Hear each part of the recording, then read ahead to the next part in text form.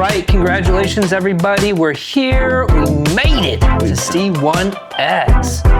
Today we get to talk to Alex Moss and Brett Main. How are you guys?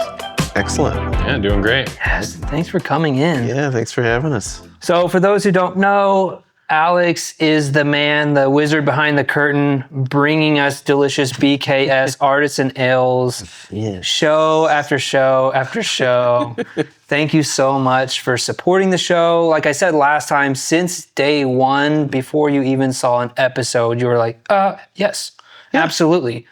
When do you want to come pick it up? Like, it was just, there was no questions. Actually, I think Kevin swung by and grabbed it for the first episode. Right, and that's what it's about, connections. Yes. Oh man, so thank you so much. Everyone's been enjoying it. It's Heck yeah. Everyone's saying it's the best. Best in Kansas City. Some say that's the best.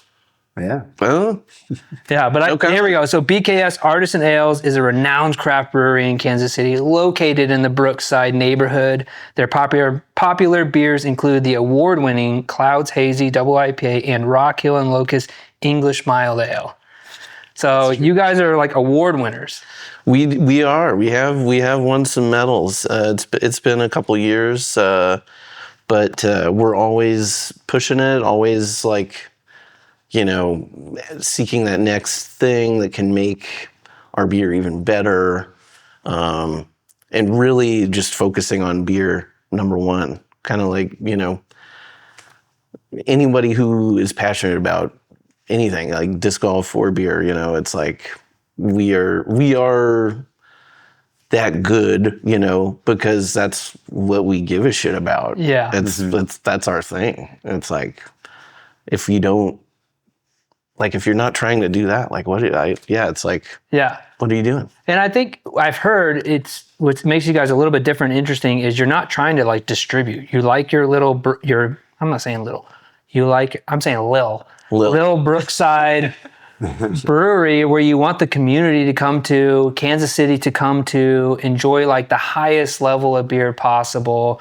And kind of what I've gathered is the whole point of that is that you don't just get stuck on a single tank or 4 tanks brewing one beer because you got to distribute to the nation. And it allows you guys to experiment a lot more and like put out new beers weekly. Totally. Yeah. So the flexibility is huge. And that was something that I noticed years ago when I was brewing at the previous brewing job I had at Torn Label Brewing. I doing that distro game where it's really about like hitting these volume numbers and coordinating all of this logistics stuff with all these other parties. And that's what I mean. It's like you get all wrapped up in all these other things, and it's taking your focus away from number one, And so Brian and Miri, they totally are. I realized immediately, and I'm sure you did too. Like with meeting them, it's like the owners. They're hard not to support. Yeah. Brian and Miri started BKS, and he and I specifically like just immediately hit it off when we met each other, and we had like heard of each other because like just in the beer scene, and like knew about each other, and then we met and just immediately hit it off, and it's really just about these organic relationships and connections and fostering those and handling them like delicately, because you like, that's what it's about. Yeah. And if you lose that, then it's like, I don't know, it's not so special. Yeah. So and we'll get to like the whole timeline of how you're finding your way to BKS and stuff like that. I thought it was funny, like you're not on the World Wide Web that much. We actually had a private call with Brett, me and Scott, just to be like, can you give us some back story or some info, some bullet points? There's nothing on him anywhere. Oh, really? Yeah, That's interesting. You're like a ghost. Yeah, you're A little bit of an enigma. Yes. But I was gonna ask, like, I was trying to just find like what your main role is at BKS. Like, I know you brew there, but like what at what capacity or whatever. And on your Instagram, you said lead sugar soup cook. Yeah. And I was like, that probably means like head brewer, like. Yeah, basically. Yeah, I'm just a goofy, freaky dude, and so I loved it. I like to play around with stuff like that because it is like, I really am like most of the time like I'm there brewing, and so that entails mashing grains, a certain specific set of grains, obviously, and extracting the sugar, boiling the sugar. So just making that sugar soup. Yeah, but I've picked that up. We played around together. We've hung out a couple times, and I just like your humor's there. It's really funny. Like your vocabulary and how you talk is just unique and stuff like that. Like even when we were talking, like, who do you want to bring on the show with you? He's like, oh, I want to you bring Brett on. We've been beer and disc golf dorks for like for a decade now. Yeah. Yeah, we met each other at Beer Station, which is RIP. Yeah, RIP. Yeah. Didn't know. Yeah. That's where we met. Yeah, they're One of the great staples of the Waldo Brookside area of craft beer. It was there, I think 2014 was open? 2013? And we opened the end of December 2012. Okay. So then, I followed about a year later. So yeah. You and Danielle came in, and it was like, the classic scenario of, oh, you play disc golf? And, yeah, I mean, between disc golf and beer, it was hard not to find common interests. Yeah. But you started working there too, right? Yeah, within a year after they opened, I was working at another bar, and I had just left that bar, and then the owner, John, asked me if I wanted to come work at Beer Station because I had a lot of interest in craft beer and a little bit of knowledge. Okay. But yeah, I mean, you have a lot of knowledge. A little bit. Yeah. It carries. Yeah. Just talking to you offline, it's like, this guy is like so knowledgeable. Like you say like 10 words and then he just fills in the rest of the sentences and then also adds a bunch of other places it's just like, dude, this guy knows everything. He's good. And not just about beer. It's like you seem to know everything, about especially like restaurants and shops and just everywhere around, right? Yeah, I kind of dive into the things that I get interested into. Yeah. It makes it easier, I mean, craft beer is like really easy to get like really active. It's just something that's just like, there's so much innovation, there's so much creativity, there's camaraderie within your community. I think that's one of the big things about like BKS and Brookside and Beer Station in Waldo is that, they are very neighborhood focused places. And they're also trying to change the mold of what, the product is without taking it too seriously. Exactly. It's really easy to support brands that are creative and artistic and really let their people do what they're supposed to do and also then include the people that want to be a part of it. Yeah. Yeah. Yeah, because we're not like, making all these esoteric things and just being like, pinkies out and I would never consider BKS like clout chasing or like they're kind of almost under the radar even for like how good they are, I mean, you look at big brands across the country, Boulevards, Sierra Nevada, stuff like that. There's so many small brands, but you really have to have your unique style to really stand out, and I think you guys have really done that. Thanks, man. Yeah, I mean, from just as a designer, like all your labels are incredible. Got to give props to Emily Luchart. She does all of our labels and happens to be married to Aaron Luchart, who is one of our assistant brewers there, who works with me. Basically, one of the other two guys brewing beer back there. Hot Dog Ron. Yeah. Yes. Yeah. Shout out. You are doing a fantastic job. I just think everything looks amazing. The Kansas City Wide Open label is unreal. Yeah. Like I've that got one it came stuck out on my great. sticker wall over here in the studio. Picked up definitely a few of those. It's like, oh my God, they have some that you can just take. Like, so as a design nerd, I had to grab a handful of those, but. Hell yeah. I think that's a good segue. Like, because Kansas City Wide Open it's a very long running tournament, but you guys have been partnered with them for 5 years now. Yeah. I came on there almost 5 years ago, and Brian and Dick Parker had befriended each other along the way. And so that was Brian's kind of introduction to the disc golf scene here in Kansas City, was meeting Dick. And so they collaborated on the first Wide Open beer that they did. And, Nice. and then we took a year or two off, COVID. But then, yeah, we've been back at it. And yeah. That's the other thing. It's like, this is a dream job. I get to make beer, and then like my boss loves the disc golf community. Yeah, they seem to jump 2 it's feet like- in on the disc golf stuff. Yeah, it's like- awesome. But that's what it's. Frisbee people like beer. Oh yeah. Yeah. There's a huge It's a good crossover. crossover. Yeah. It's crazy. Yeah. Yeah. And yeah, so that's what it's about, though. It's like we're a place for people who know what they like and want to have a good time and have a world-class experience, but on a casual level. So Yeah. That's awesome. Well, let's jump back. Let's go back, get into disc golf a little bit. Sorry. Let's just start with, like, when did you you can say, like, first time you picked up a Frisbee, like anything. When did it really start to happen with disc golf for you? okay, so yeah, origin, genesis, what have you. It's definitely when I was a little kid, toddler even, like playing catch with my brother. My older brother, he's like 8 years my senior, so pretty decent gap there. But Oh, yeah. so he was the first one to get me into catching Frisbee discs. And the first place we played was Oceans of Fun.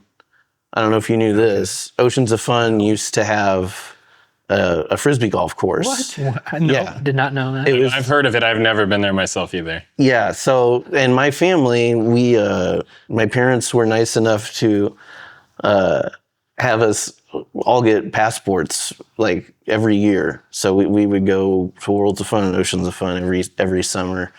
And Those kinds of passports. yeah. Yes, right? Oh my gosh. Yes. Passport. Yeah. Season pass. Gosh. Oh my gosh.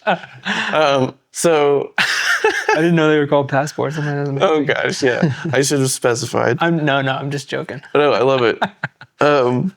So yeah, there was this little course there, and this had to be like early 90s. I'm thinking mid 90s. And it was like an odd number. It wasn't even a 9-hole. I want to say it was like a 7-hole. What they could. Yeah, and it was, maybe everything was under 200 feet, but there was some nice little elevation, to it. In the water stuff, or just like on the outskirts? It was like In the park. it was in the park. It was like off to the side of the wave pool area, kind of over. It was in between that and like some of the other water slides over there. Just this little patch of green, and yeah, we were super bummed when they took it out. It was like, ah. Oh, no.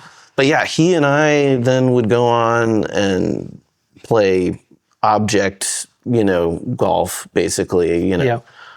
through our neighborhood, because we were like Oh, okay. lived like right across the street from this elementary school, this neighborhood elementary school, and so it was just that thing over there is number one. Yeah, I call it safari disc golf with my 2 little boys that like to play. Oh yeah, We just go into the woods / whatever, and they love it. yeah, primitive golf. Yeah, it's your turn. Pick something. You have to throw over this tree and then try to hit that one. Okay, cool. Totally. I love it.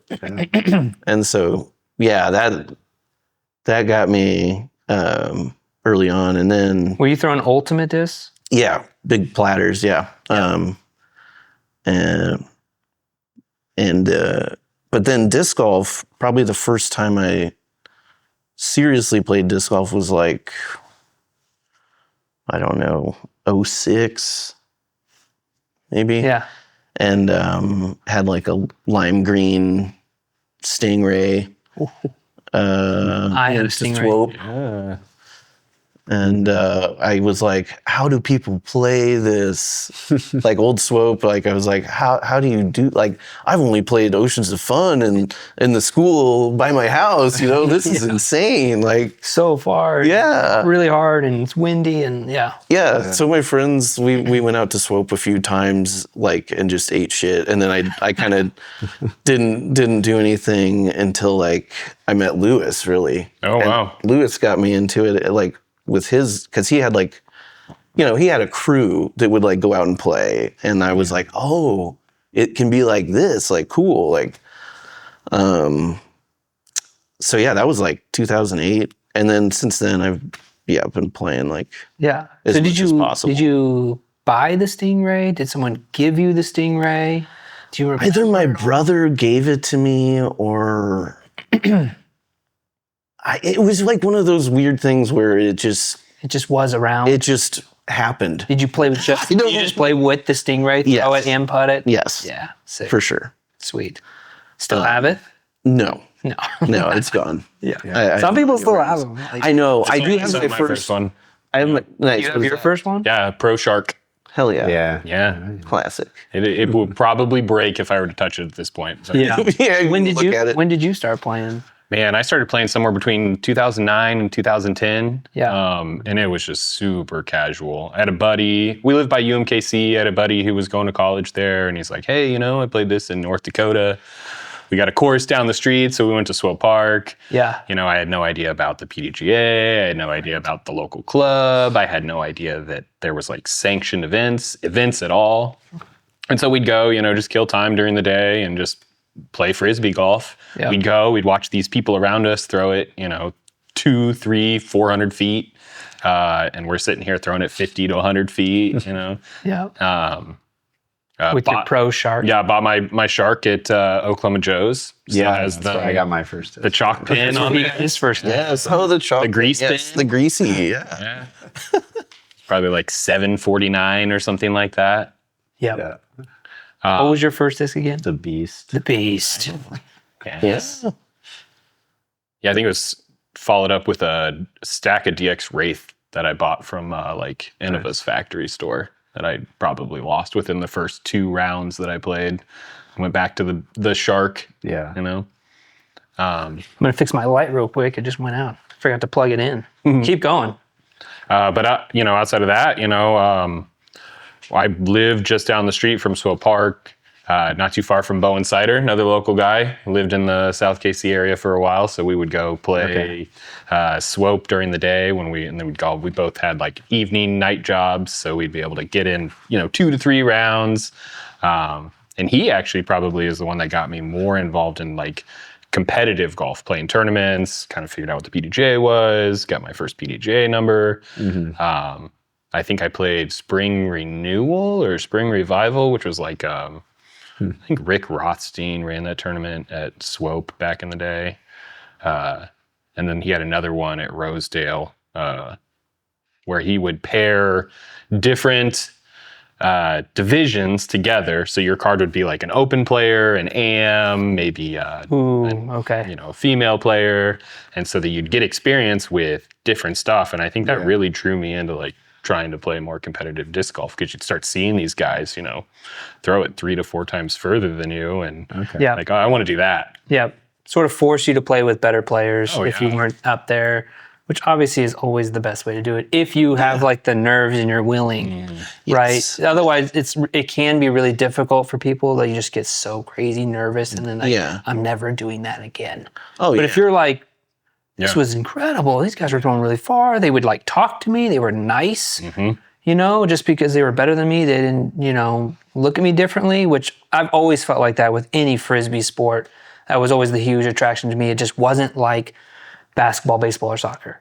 No, as team sports, Yeah. you know, you got to contribute, you know. Yes. You're out there playing disc golf, it's on you. Yeah. Yeah, they're kind of, if anything, it's like, I'm glad you're not as good as me. I don't have to compete against you. It's an automatic win for me. Like, yeah, let's be friends. Oh yeah. That's how I play golf with Brett. I'm Yeah, Moss just beats me all the time. Oh no, it's the other way around. Easily. So that was 2010. Then like you guys met around 2012. We probably met around like 2013, 2014. Okay. Somewhere in there. So you guys have both been playing a while. Yeah, separately, you know, and that was the cool thing about disc golf is that you could make new friends playing disc golf. Yeah. You know, team sports start to go to the wayside when you get a little bit older. It's harder to play soccer. You know, you have X amount of people you have to put together. Whereas like disc golf, I can just go Medical bills. Yeah, exactly. Well, my friend John just had his knee surgery, you know, for all these years of playing soccer and stuff. It's like, It's tough. Not like disc golf, lifetime sport. that's right, baby. For sure.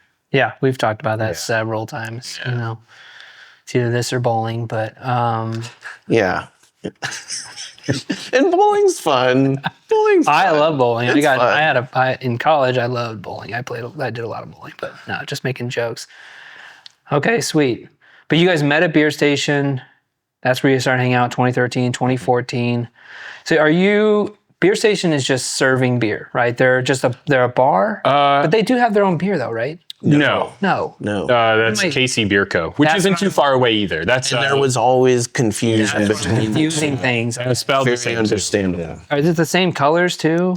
White, red, black? Oh, Beer Station was blue and gold. Yeah, blue, gold, and white. Okay, KC Beer all right. Co.'s white, red, and a little bit of black. Yeah. Okay, cool. But German influence as far as like what's going on. Also great beer.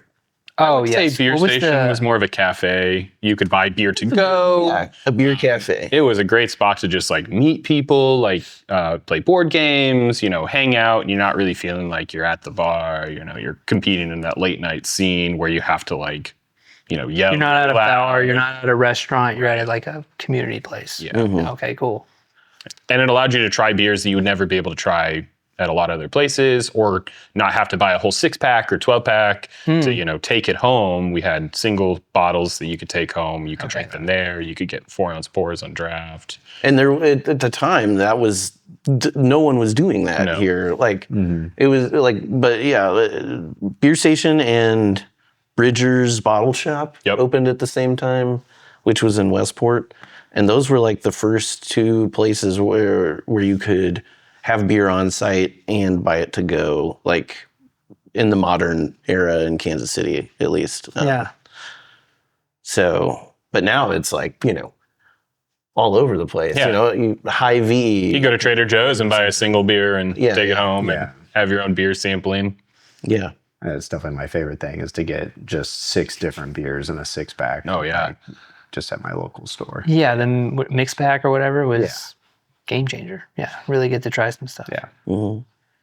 But did you homebrew at all before getting into anything? I did. So while working at Beer Station, I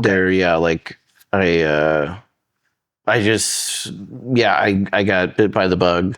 Okay, I was going to ask that. Like, was it home brewing, and then you're like, oh, I need to work. Then I got a job at Beer Station. Like, what was the timeline? Yeah. Beer Station, then, and you just got a job at Beer Station because it was a great place to work. Yeah, so actually taking it way, way back in my work history, actually I'm wearing a shirt. What? Shout out to SRO Video. So this was a video store in Waldo, a little mom and pop video store that I used to work at in the early 2000s. Like And, TV videos or what? Yeah, DVDs and VHS, All right. all that. And Independent video store, too. yeah. We had one like at K-State when we were, that 2004 still was there was a little video store. So it wasn't much longer after that, huh? Yeah, they closed 09, I think. Okay. But yeah, so John, who started Beer Station, also had worked at SRO back in the day. Not with me, but we knew each other through that. Okay. And I was a barista at the time, and he came and was like, "Hey, I'm working on this new concept, like, you know, beer to go and on site. you know, and I was like, oh, I just went to this place in Portland a couple years ago, Belmont Station. And I was like, this is a great idea. Like, somebody should do this. And so then he did it. And so yeah, that was how I got the job there. I started in the kitchen though. I wasn't even on the bar. I just was warming up pretzels and sausages. But then I got so into like all the science and like history behind beer and beer styles, you know. And is that hearing it from him, or is that just because you're in the place? In the place and with all the people there, because he did a really good job. He found a lot of people that were diehard and like really well learned and schooled, like craft beer people. And so, yeah, it was really easy to get excited about craft beer hanging out with John. He was really infectious about it. Like, he definitely drew me to become more knowledgeable in it as well. Yeah. This was like the hype time for just the beginning of like the blow up. Yeah. And so it was, Oh, it was crazy. Yeah. And we would do, John did do a good job with that. And he would have us do like off flavor, like samples. We would do panels and stuff where we would, you know, sharpen our skills on being able to pick up flaws. And, you know, we had one of the best draft management guys in Kansas City, worked for Boulevard, I think, at the time. Neil Whitty, shout out. Yeah, Neil. He's also a disc golfer. Okay. Yes. He's been a disc golfer for a long time. Yeah. Another connection. Yep. Yeah. But he would make sure that the education was ongoing. Yeah. So if there was always something to be excited about, you'd go to work, you know, you would have something to be excited about. He would let you sample the beers, just so that, you know, we're trying stuff that there may be only one keg of in this part of the city or even in the state. Okay. And are they just wanting people to try and give feedback so they know if they want to put it out or what? No, a lot of people were really excited about Beer Station as well because there weren't a lot of other bars outside of like major coastal cities. It took a long time for craft beer to really reach the Midwest the way it has compared to, say, like the Northwest, the East Coast, stuff like that. But, you know, you make the good connections. People want their stuff to be there because it's exciting. You know, they knew we were going to take really good care of their product. We were going to... Oh, okay. Okay. So they're shipping it to you guys, like one keg of it or something like that. It would be and then you're like, and you're just like trying it before you put it on tap. Okay, cool. Yep. Yeah. And yeah, we would host events based around those kind of exclusive releases and things. And sometimes get the brewers from out-of-state breweries to come through where you'd, you know, never meet these people you know, out of country as well. Yeah. Yeah. I can think of, Yeppe from Evil Twin, like pretty huge now. He like came to Beer Station and like hung out and brought all his crazy beers. Cause he was early on with all the kind of freaky experimental stuff. Oh yeah. Fruits and whatever. Yeah. Smoke beers and all kinds of stuff. It was wild. It was definitely like you went to work and it was adventurous. You know, you didn't know what was going to happen or, you know, what new thing you were going to experience. It was really definitely something that, you know, I'm going to remember. You know, it's definitely like an experience job where you're just like, you know, you don't get that kind of experience like just going every day. So that like just immersion led to you home brewing. So how do you got my from home brewer to... Yeah, so I'm just like listening to all the podcasts, and there weren't a ton that back then. There were some, but just fully immersed, reading books, and making homebrew. My friend John lent me his homebrew kit because he wasn't using it. He had made a couple batches on it and had shelved it, and I was. Like, oh my gosh, you'll let me borrow this and stuff. And it's like, it's so funny now. It's like this little hunk of junk, but whatever. That's where it starts for a lot of people. And that's what it's about. Yeah. And so made some pretty bad beer. Maybe one or two that were like All right. pretty good. It's in the ballpark. Yeah. But enough at the time that I was like, okay, I feel like I can do this if I want to like do that. And Right.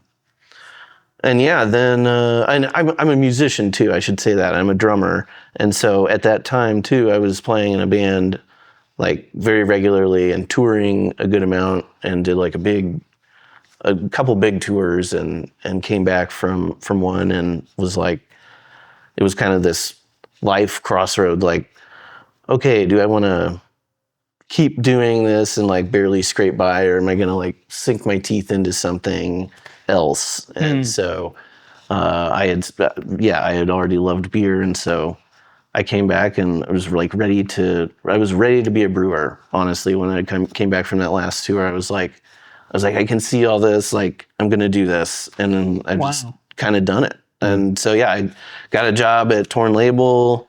Well, so hold on. You went from. No, you're great. Run-on sentence. No. This is awesome.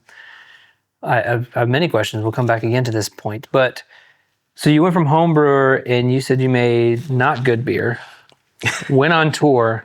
You came back, and then you got a job at Torn Label. Like, but there had to been. Was there more home brewing, and then you got good, and then you take it to Torn Label? Like, is there like a portfolio in the beer? Like, how do you become a brewer at a Torn Label's good. Oh yeah, Alpha Pale Ale is like one of my favorite beers. Oh my God! I was how do you just I was a become huge like a brewer fanboy when I got a job there. So like, what's the gap there? How do you become? And they had a just brewer opened. At.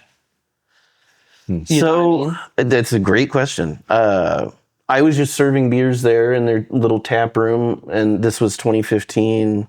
And yeah, they had just opened their tap room because originally they were not planning to have a tap room. They were going to do just distro.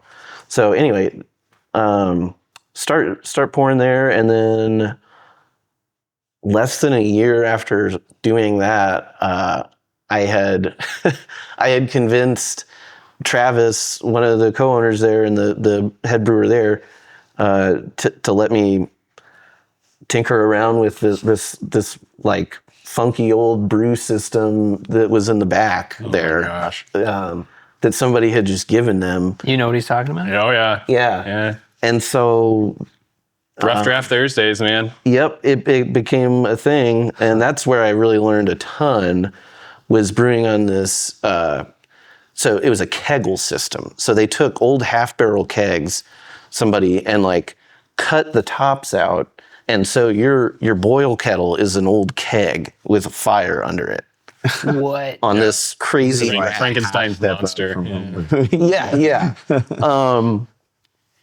Yeah, I don't know. This is like 1785 brewing beer. Like, what is this? Not that old. I mean, we were talking propane. They didn't have propane back then. Did they? No. They didn't know they did. Yeah. Anyway, so actually, the very first batch, I only boiled on that. It was they gave me the leftover wort, which is the sugary stuff on your brew day. They gave me the leftover wort from a stout that they brewed, and Travis was like, "Yeah, you can boil this up and make a whole separate beer." And I was like, "Oh yeah, great idea." So I do that, but it had sat in a glass carboy for a couple days, and Travis was like, "Yeah, go for it. It might be a little infected now." And I was like, "Okay, yeah." I was wondering if it could sit, and it ends up it is infected, but that just means it's got naturally occurring lactobacillus. So it ended up being this tart. It's in yogurt. It's like a little bacteria. Okay. And so it ended up being this like tart stout that I put cacao nibs in and some other stuff, and it ended up being released on a Thursday, and it was the day that Prince died, and so I called it. Oh gosh, what did I call it? Come on, Brett. You know. I don't remember. Danielle probably remembers. Purple Prince, Prince. Purple Tears. I don't know, something silly. Anyway, that was the Tears of Prince. that was the origin of that, and then I just started brewing my butt off back there, because that went over well, and then like kind of developed a following because I was just, and so then we People were used that. who's this Alex Moss guy? Yeah, the Thursday night beers went over really well. Okay. And Brett, your wife Danielle, Yeah, she worked with you on those nights at the time. Yeah. And so we kind of had this whole other level of our friendship. Yeah, It was it like, just gets deeper and deeper. yeah. I think I had just left to go to Crane at that point too, because Crane was opening. Maybe it was around the same time Torn Label was opening up, around 2015. They've got really good sours. Yes. Yeah, and that was their goal back then, was farmhouse and sours. So like you had ventured off into Torn Label, and then I had started to venture off into Crane, and then eventually left Beer Station to go to Crane. And then it's just like very incestuous, like, crossover. My wife was working with Alex at Torn Label. I was at Crane. We had other people that worked in the industry from Beer Station that went to random places. So it was really just like feeding all of these fantastic craft breweries across the city. Yeah, it was a point of origin for a lot. A little diaspora. Yeah, some people went national. Some people, stayed local, started their own places. It's crazy. You kind of started this Thursday rough draft thing. Yeah, and sort so of it was basically an R&D thing. Like I was trying out new techniques, new hops, or just trying to. At that time, everyone was trying to figure out how to make hazy IPAs around here, or at least I was. I don't know. There were no hazy IPAs around here back then. You had to leave the region to go find them. And so I was kind of like busy cracking the code of all that or whatever back there. And then we scaled up several of those recipes, and they still brew some of those to this day. And I love Torn Label. I love all those people. Fantastic. And then so that's how Brian had learned about me, and I learned that he was opening this place, and he had dropped beers off to Beer Station before he had opened, and so I had his beer and was like, this is legit. This is going to be good. He cracked the code. Yes. Yeah, his beer. I remember sampling some of the early BKS stuff before they opened. Mm-hmm. We knew that guy was it. That brewery was going to happen. Cool. Yeah, so it was really cool to when we finally lined up me working there, which was right at the start of the pandemic. It was the most insane, life-changing time. But where it's okay, on the exact because he and I were always texting nonstop back and forth about what different theories, because he was trying to crack it too. He had plenty of failures too, beer, because it was awful. Trying to figure that out. It was awfully fun, really. But when a beer drops clear and you're like, oh wait, this is supposed to be a hazy beer. This cannot happen. That's the worst. So anyway, all those days are long gone. Thank goodness. It got you where that's so. It's it sounds like you were just in the right spot, right time. You happened to get a job at Beer Station through the video store guy. Introduces you to, now you're in this place where it's just all about beer, basically. Yeah. You get the bug. You start home brewing. You get a job at this actual brewery. And you're like, can I just sort of mess around with this thing in the back? Yeah. And they're just nice people. They're like, sure. And then you sort of show just what would it be? Just persistence. I think it's not luck. It's I've heard the term luck is your luck surface area. You increased your luck surface area by really persisting at developing your skills. Yes. You put yourself out there in the right place to be there. Yeah. You made yourself available. You were persistent. I like that. It is about that. Yeah. Like in disc golf, giving yourself opportunities. That's right. You could try to park it. That's right. You could try to park it, or just get near circle one and give yourself a look. That's right. You know, If you want an ace run, you have to like give it enough height. There you go. There's lots. Pints and beers. What was all the things we were texting? Oh yeah. You had good ones. I had terrible ones. But Pints and chains. yeah. Cool. That's awesome. I want to hear more about just like, because I come from like the 2018 is when I started. So just like you guys grew up playing disc golf at Swope, Rosedale, like kept it more casual. Like we were talking to Bones, he was way more competitive. Like you did a little bit of that, but I'm just kind of curious, like what was like a week or a year for you? Like what sorts of things excite you about disc golf as you were kind of just playing, and like what kept you in it like as you went? Man. Yeah, I feel like the availability of courses, you know, my wife and I travel, and that's the thing we like to do. Disc golf is easy to tie into that. It takes us to places all over the country that we've never been. You know, small little areas like little towns in Colorado, or, you know, little towns outside of Lake Michigan and between Indiana and Michigan. You're never going to see those places if there wasn't, you know, that pinpoint in the middle of the map to draw you to that space. So then, you know, you go eat at these cool little diners afterwards, or you go find new breweries and stuff.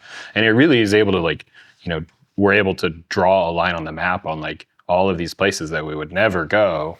You know, I mean, you can go to Denver, you can go to Chicago, you know, you're going to have fun in those places, but is disc golf really existing the same way it does in these small communities, where the communities are able to also put their like heart and soul in it? You see the impact from the smaller communities, and you're able to take advantage of it.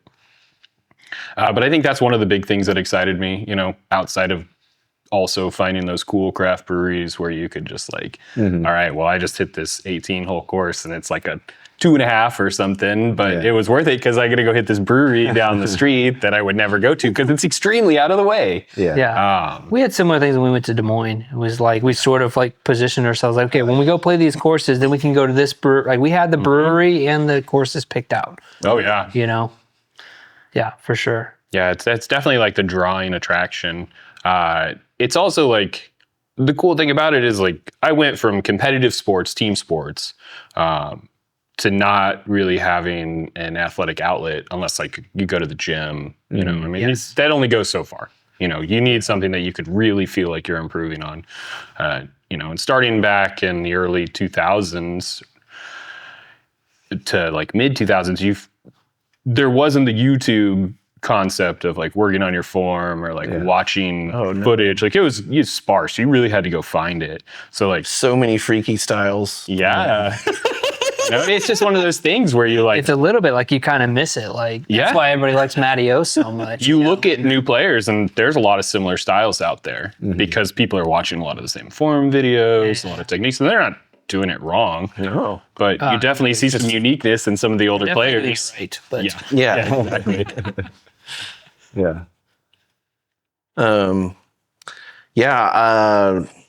I gotta say, just connection with nature and friends is probably the top of my list for disc golf, and yeah, that ties into travel too, because it's like we've definitely made some trips to some cool courses. We've gone up to the Des Moines area, southern Missouri, Oklahoma. And these are places that, you know, there's not a lot to do in these places, but the courses are stellar. Well, I think you were talking about Colorado, like this pin, like was it hard to get to?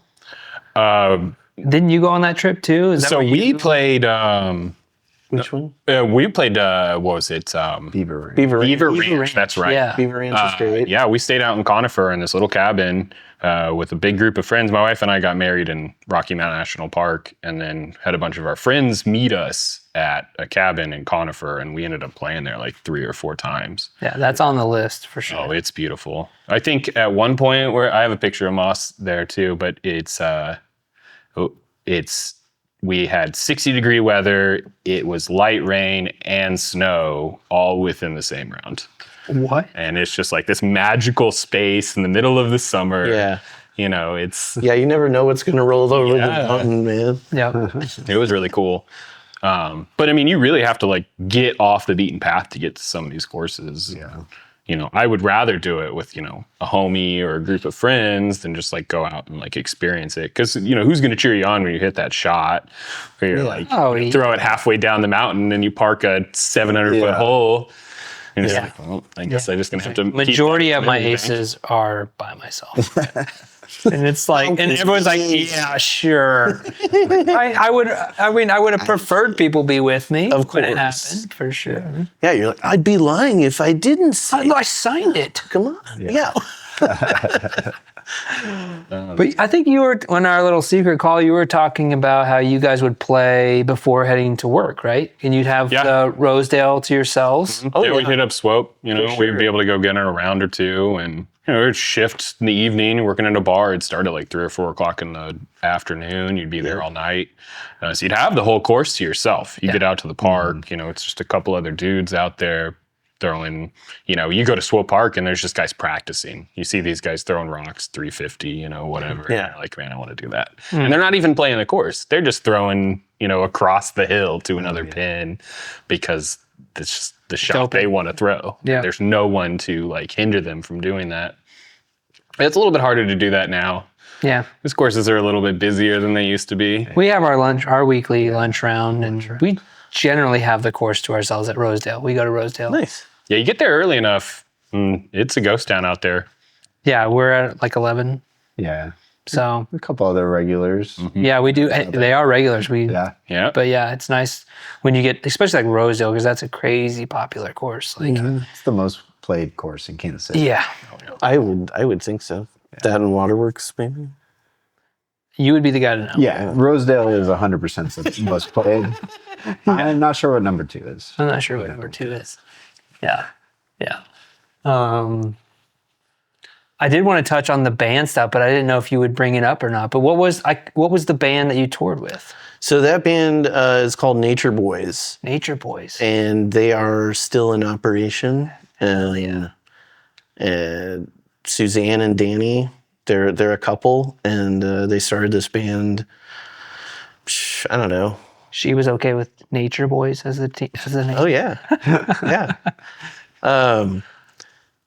And they're the nicest people and great musicians. And she's you've heard her on the radio if you've ever listened to KCUR, Kansas City. Suzanne Hogan she's like one of the main people on the radio there. We'll be checking them out. And she does a great podcast. She produces shout out to Suzanne. Hell yeah. People's History of Kansas City. Fantastic podcast. Okay, cool. Kansas City history and stuff that I've never heard about. So Very cool. Shout out. yeah. But yeah, that was great. And yeah, I've been. So just a trio? Yeah, it was a Okay. trio, and so yeah, it's guitar, bass, drums, and they do the vocals. Right? Yep. But Very cool. yeah, went all over West Coast and Europe, and yeah. So what was like? It was fun, It was fun. It was but not like a money making thing. that's fine. But it's just like, I'm just curious, like you get back, you talked about, it was almost like a decision point for you. That's what it Like, felt do I like. keep doing this? Yeah. Or do I try it going after a different career? Was there something specifically in mind that sort of pushed you towards a different career? Or it just felt like that was the right way to now go? Yeah. It just felt right. And yeah, that's Gravity was pulling this way. yeah. Okay. Yeah. And yeah, everything has kind of just been an outgrowth of that since then. And disc golf and craft beer have taken me very far. Yeah. Yeah. Very I mean, you're here. Yeah. Well, I don't even know. I don't even know what I'm doing here, man. But no, I am definitely like a spirit golfer, a soul golfer. I'm newer to the PDGA. I've got a very high number. Yeah, You you know, got that. it was just like Big a one. few years ago. I was like, I was going through a lot of personal, family stuff, and I was just like, man, if I don't get one now, like, when am I going to get one? Like, let's just do this and see what happens. So I've been doing some little tournament play, organized play here and there, and I've been enjoying that. It's a very different experience. It's very different. But I like what it offers. I like the kind of randomness of the card too. Like, I don't know. I kind of like that. And likely you're not going to know who you're playing with. Yeah. Yeah. Mm-hmm. That's the best part about it. And just like the social atmosphere, meeting new people, finding out like what you guys have in common, Yeah. Even if it sucks, even if there's a turd in the bunch, we've all been there. Well, at least there's, you've got 3 chances. Hopefully one of them's okay. And you guys can walk over here. Yeah, right? Other people can walk over there.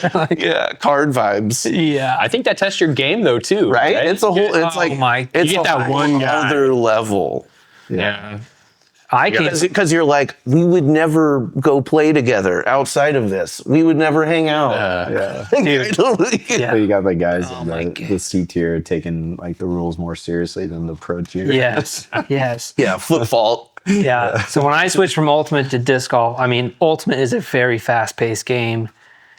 And then you go play a tournament in disc golf and it's like, holy shit, just throw the disc. I know. And I remember one time my dad came and watched just because because he came to so many Ultimate stuff. Like, he was a huge fanboy of Ultimate K-State. He would come to tournaments, travel with the team, all this stuff. He loved it. And then I was like, yeah, come check out the disc golf tournament. And I remember him walking, he would be standing 50 yards away. And I just remember one guy just taking a really long time from literally probably 10 feet away from the basket. And my dad just goes and turned around and walked away because the guy just wouldn't just, he's like, and then later he goes, why don't they just throw it? Why are they taking so long? It takes some time to use to that a little bit. It's very different. But once you sit back and you relax and you test your game a little bit, can you be patient? Can you sort of just be in your world, do your thing when it's your time? Then it's just really fun. Now you're just sort of hanging out, meeting new people. Yeah. That whole thing. And, you sort of respect everybody's personal solo process and how they want to throw a disc. You know what I mean? I almost find it interesting on people's processes at this point now instead of being annoyed by it. Oh, yeah. That's great. Yeah. Yeah, that's a great way to approach that. Yeah. So the self-improvement factor of disc golf is fantastic. Yeah. Oh, You're out there, you're not just working on your game, you're working on your own personal skills, you're meeting random people that you may not have things in common with, so you have to find like ground. Yeah. You have to work on getting better at disc golf. Yeah. Which, really shows you some of those inner flaws of do I have the patience for this? Am I, And I'm a pretty hardcore people watcher. I just sort of watch people's tendencies because I just want to pick up on all the little golden nuggets I can and just be no on things that I'm definitely not doing. Even putting league, when you go to putting leagues and you watch how people putt, their form, it's I don't even know how you do that. Oh, yeah. I don't know how you even get anything behind that kind of a style of putt, but it's incredible that that's how you putt and that's how you feel confident about it. Just all those little intricacies are really interesting to me at this point now. Yeah. I think that's, appreciation. Yes. For their craft. Yes. Yeah. The craft that we all share. Yes. So are you both playing tournaments now? Yeah, we've played a few tournaments together over the years. I kind of took the last year off. A little burnout, you get super involved in it. It's easy to, but that's the great thing too, is you can dedicate as much or as little time to it as you want. Yeah. You're not paying outside of clubs and stuff like that. You're not paying membership fees for most courses to get there. You can show up most of the time whenever you want. And, find a random card to play with. I've played with so many random people that have just showed up at the course and they're like, hey, I'm just looking for somebody to play with. And it's all right, well, let's go, man. Oh, yeah. You invite it. You want to meet new people. Yeah. Right. Yeah, I'm a little, extroverted, so it makes it a little bit easier, but you can also play the sport and just do your own thing.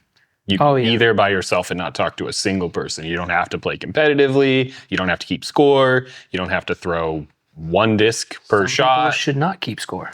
Like my 7-year-old. We tried that. Didn't work out. Yeah. Activity mode. Absolutely. I think there's a yes.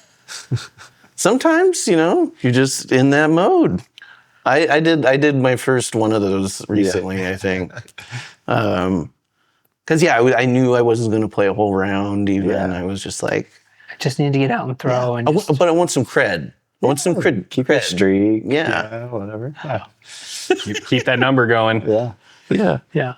That's your big push to the winter, right? Just keep the weekly. Yeah, keep the weekly streak. But like when I was playing at Harmon Park, it's like 7 holes. Like I'm just throwing. Like it's a perfect use case, especially if I have the kids with me. It's just like I am not keeping track of score here.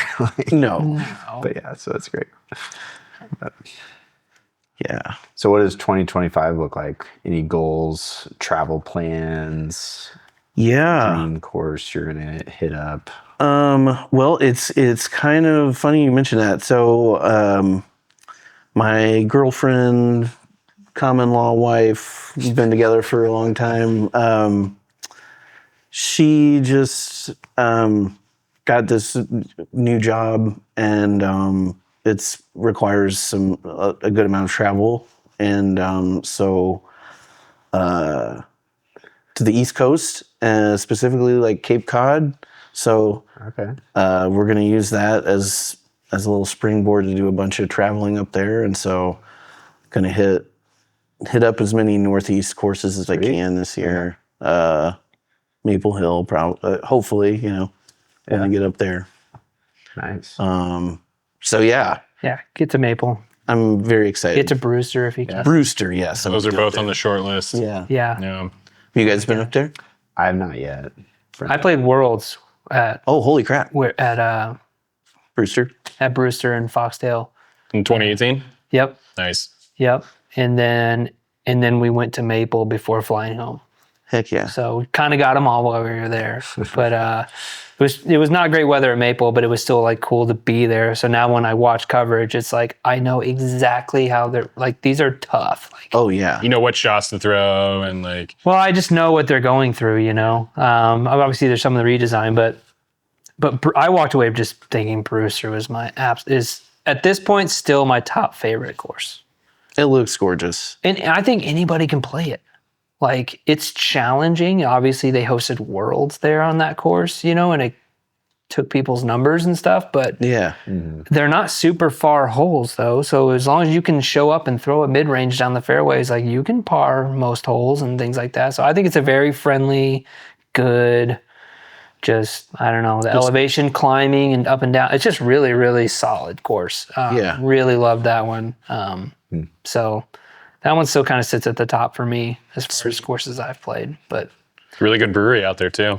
Yeah. Yep. Yeah. Peter and Cooper, when they were there. Fiddlehead and they were all over. They drove so they could bring home beer.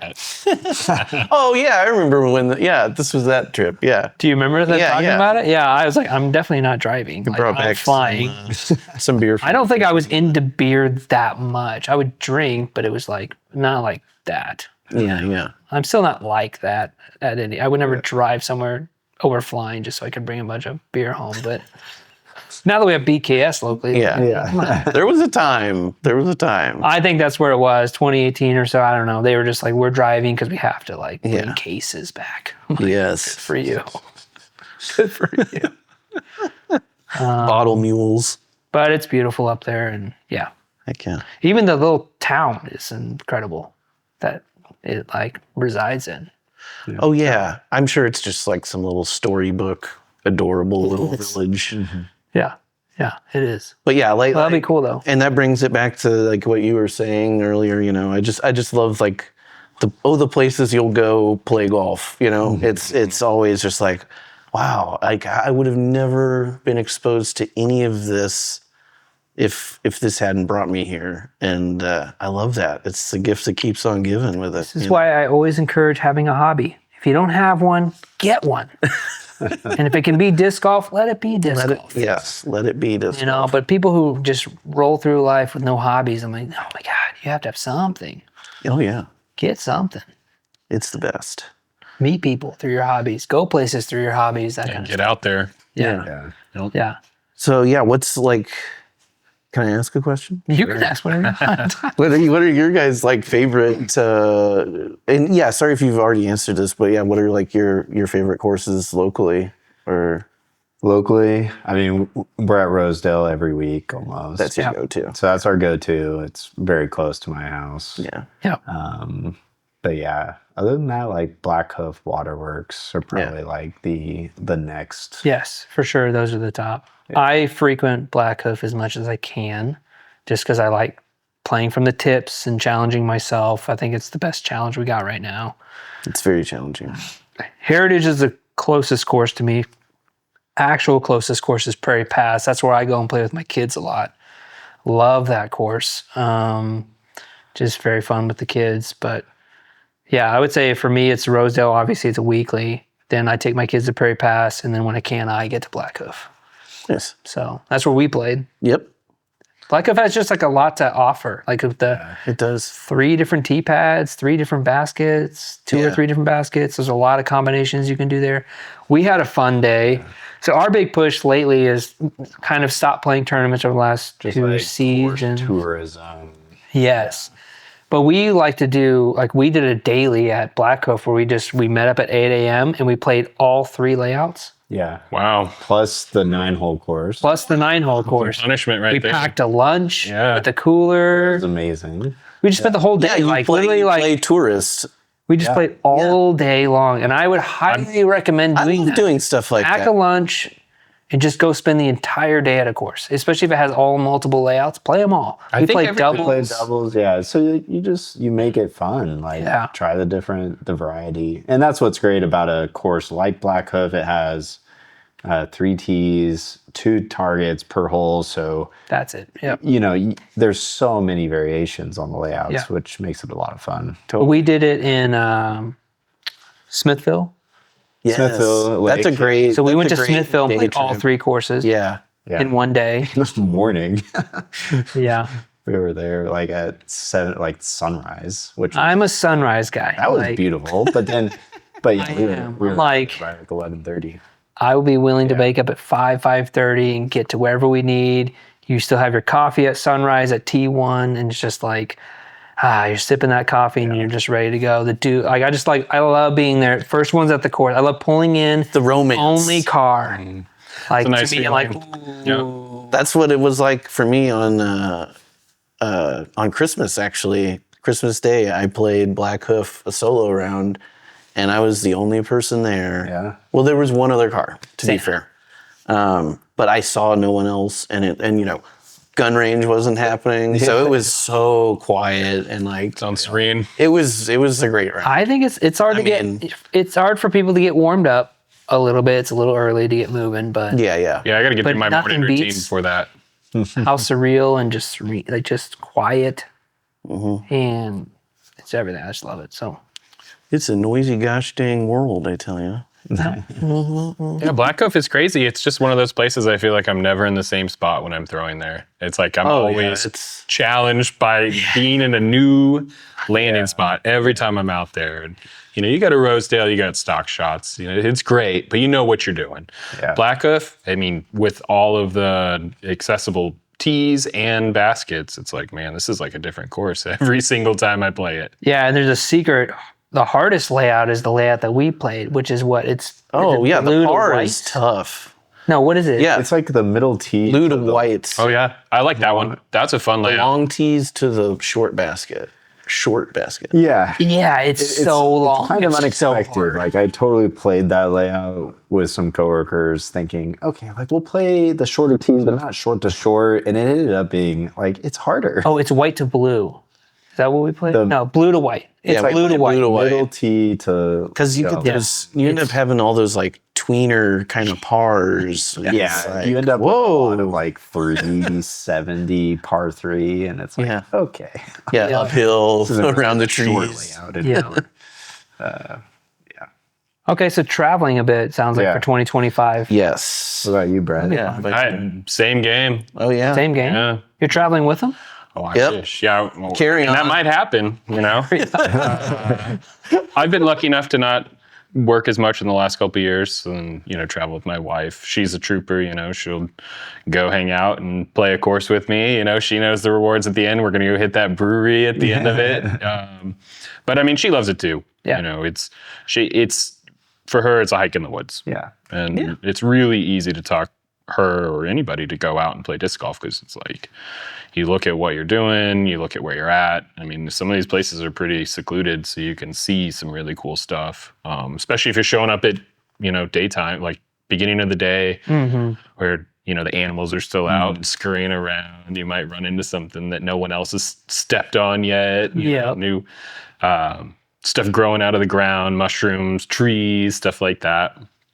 But outside of that, I'm probably going to play more tournaments this year. Yes. Yeah.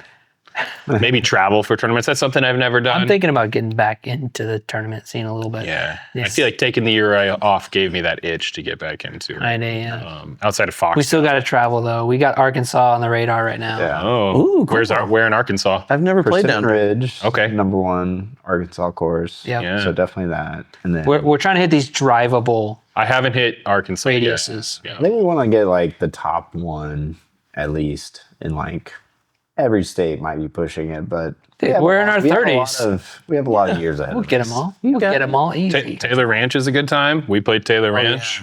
Down in Oklahoma. Avery's We've been down courses. Okay. I've heard a lot of good things. You can. And it's a nice place to You stay. can cabin there, right? And there's a couple courses in town. You can go check out the Pioneer Woman. Oh yeah. Explain. She's like a famous YouTuber. She got her own show. a statue or Yeah, I was thinking She's got her own show. It's like this big. This is a small Pioneer. town. You ever heard of her? No. Yeah, she's like like I would say like different rustic YouTube Midwest cook, algorithms. kind of like personality. She's got like cookbooks and stuff like that. Local, yeah, I don't.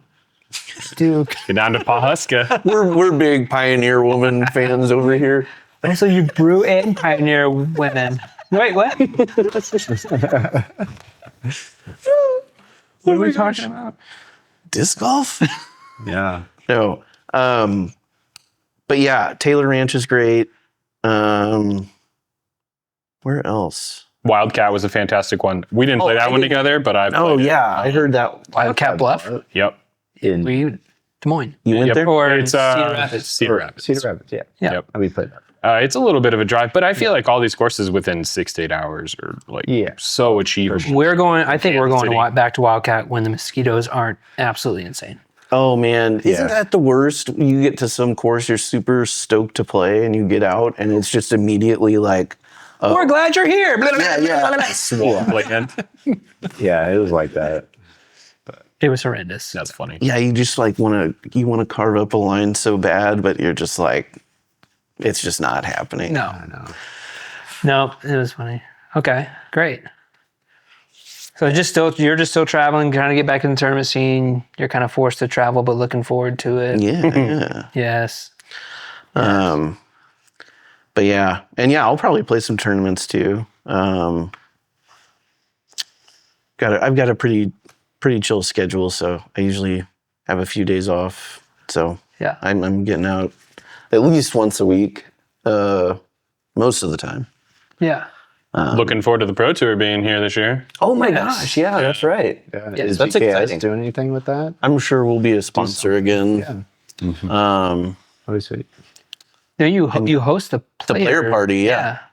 Yeah, for the wide open. And it's like a different time of the year? Or? Yeah, April the 18th. Pro one is over Easter weekend. That's right, yeah. So Okay. yeah, wow. Yeah, we need to get the brew day on schedule. Get the designer designing. Yeah. Yeah. Um, Oh, cool. Dude, thanks for coming on. oh my gosh. I have gifts for you guys. Would you guys like some gifts? Do you guys Oh, take some gifts? yeah. Yeah, that's all right. Let me grab those real quick. It's been a gift already. Oh, Just being here. well, we appreciate you coming here and hanging out with us. So, well, again, BKS has been supporting the show since day zero, I guess, before we even really got going. So appreciate that. Yeah. Obviously, providing this evening. Thank you so much, Alex, for everything. Appreciate you. Cheers, y'all. Brad, thanks for coming on and love what you're being, doing. really good friends with Alex. He appreciates that. Cheers, buddy. Cool. Well, you wear that hat a lot, and I just kept thinking like It's stinky. I just got that hat for Christmas. My brother went to BKS, got me a pint glass and that hat. And I was like, oh, sick. Hey, yeah. Awesome. I was like, I would have worn it tonight, but I like had a feeling you were. Oh my gosh. You're smart. This guy's smart. But look at this little 5-panel from yeah. I think you're going to love that. This is a nice mossy green. Oh yeah. Hat. My favorite feature is on the back. It has a little bit of elastic, so it actually like will give and stretch. So it just fits beautifully. Oh, yeah. Love this hat. You both get one. We've been giving these out recently because Grip got some several Discraft discs in probably like 8 to 10 molds. So get on their website, look at what they got. The stamps, talking about design, like are absolutely incredible. And I've been telling everyone, these challengers are nice, stiff, and grippy. Ooh.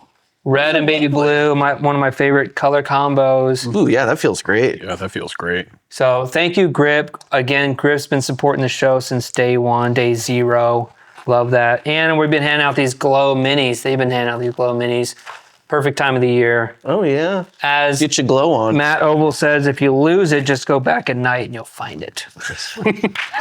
I love Matt. Yeah. Oh, my gosh. And we got some stickers. Rep Grip. Put it on your water bottles. Grip, thanks so much. If you want, go to the website, buy yourself something, Grip. We got hats, towels. They got all kinds of stuff. Obviously, bags, best bags in the world. If you want, use C1X free. Get free shipping. Thank you so much for being on here, guys. Appreciate you. Thank you. Cheers. Let's go putt. Cheers. Peace. See you guys.